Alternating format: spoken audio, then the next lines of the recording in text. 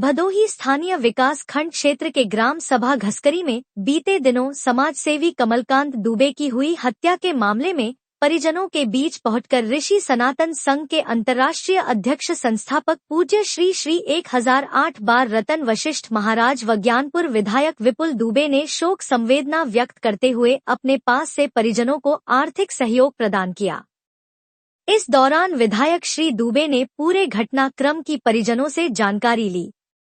उन्होंने कहा कि उत्तर प्रदेश में योगी राज में कोई भी अपराधी अपराध करके बच नहीं सकता। सरकार हर हाल में उसे अंजाम तक पहुंचाने के लिए संकल्पित है। कहा कि कमलाकांत दुबे की हत्या एक नृशंस वारदात है जिसे कभी क्षम्य नहीं किया जा सकता। कहा कि इस घटना में जितने संलिप्त लोग हैं उन सभी के खिलाफ पुलिस प्रशासन कार्रवाई में लगी हुई है, लेकिन मैं इस मामलों को लेकर स्वयं मुख्यमंत्री के पास कमलकांत दुबे के परिजनों के साथ पहुंचूंगा और प्रयास करूंगा कि कठोर दंडात्मक कार्रवाई हो ताकि कोई भी व्यक्ति इस तरह का अपराध करने से पहले कई बार सोचे। इस मौके पर शिव नारायण दुबे उर्फ लाडू, प्रशांत दुबे, अनिल मिश्र, चंचल दुबे, सान दुबे, रिंकू तिवारी, दिलीप यादव, सुरेश दुबे आदि लोग मौजूद रहे। सेवी है वही संत है। तो सच बात है कि समाज में सबका हित चाहने वाला ही संत है।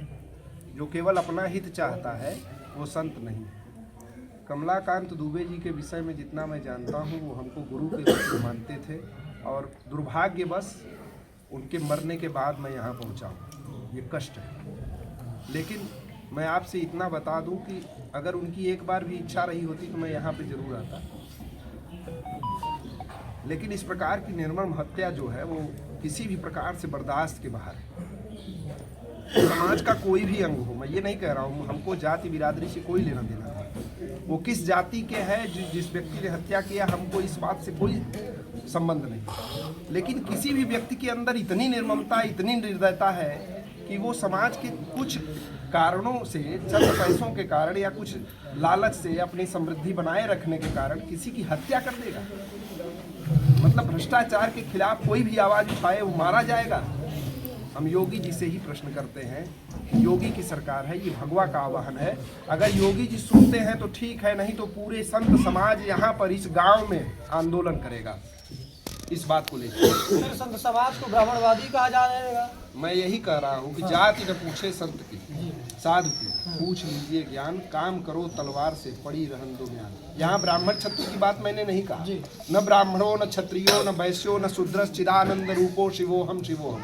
सनातन कहता है न मैं ब्राह्मण हूँ, न क्षत्रिय हूँ, न वैश्य हूँ, न शूद्र हूँ, सब शिव के रूप है। जीव शिव के समान है अगर वो अपने को समझता है। तो यहाँ जाति की मैं कोई बात नहीं कर रहा, मैं बात कर रहा हूँ अन्याय की। क्या आप लोगों ने नहीं देखा कि कोई दूसरी बिरादरी का भी विधायक जी, माननीय विधायक जी ने ये बात कहा कि दूसरी बिरादरी के व्यक्ति भी यदि पीड़ित हुए हैं और ब्राह्मण समाज उसमें अगर दोषी पाया गया है तो मुखर होकर के सभी ब्राह्मणों ने उस पर आवाज उठाई है। आपने इस बात को देखा। तो बात यहाँ पर यह है कि कोई भी व्यक्ति हो, किसी भी तबके का हो, लेकिन इस तरह का जो कांड है वो बहुत कम होता है। भ्रष्टाचार तो हर गांव में हो रहे हैं, आवाज उठाने वाले भी हर गांव में है, लेकिन इस तरह की हत्या हर गांव में नहीं होती। ये आपने भी देखा होगा, महसूस किया होगा कि सरकार का 9 लाख या 10 लाख रुपया जो रिकवरी कराया कमलाकांत दुबे जी ने, सरकार का पैसा था, उनके घर में नहीं गया था। तो सरकार को खुद संज्ञान लेना चाहिए। इतनी बातें क्यों हो रही, इतना बहस क्यों हो रहा है, इतना मुद्दे पर इतना विवाद क्यों हो रहा है, हमको नहीं समझ में आ रहा। सरकार को तो खुद संज्ञान में लेना चाहिए। कहते हैं कि इस चौराहे पर तुम अपराध करो, अगले चौराहे पर तुमको सजा मिल जाएगी। 10 दिन हो गया, क्यों विलंब हो रहा है? कई चौराहे डाक चुके हैं, अपराधी बेखौफ घूम रहा है।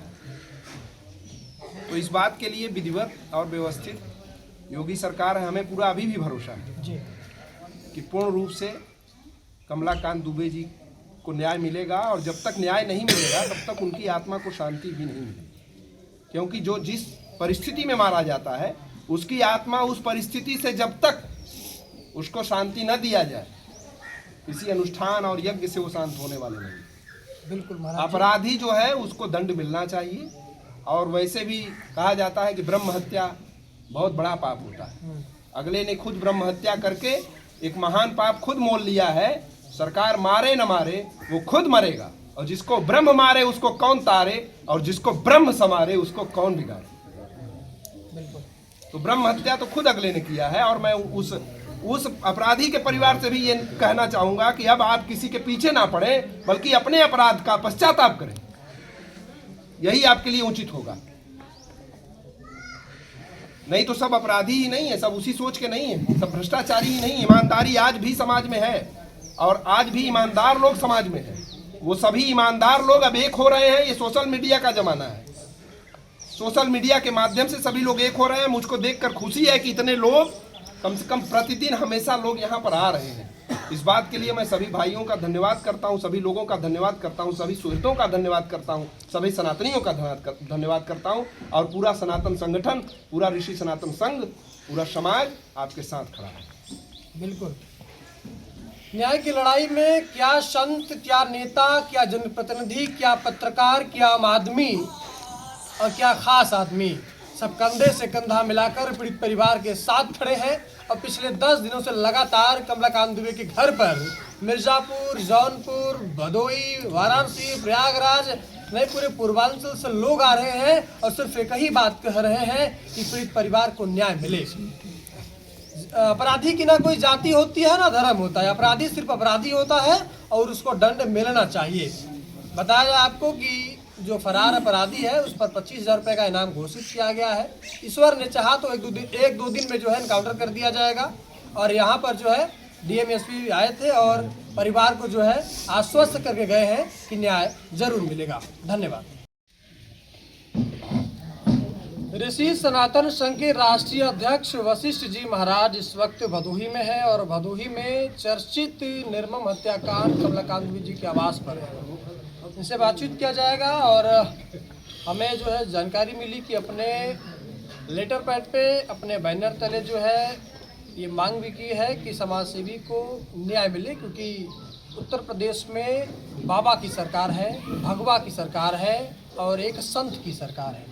एक संत के रूप में कहीं न कहीं समाज सेवी भी संत ही होता है। अपना घर जलाकर समाज की सेवा करना किसी संतत्व से कम नहीं और न किसी धर्म से कम है।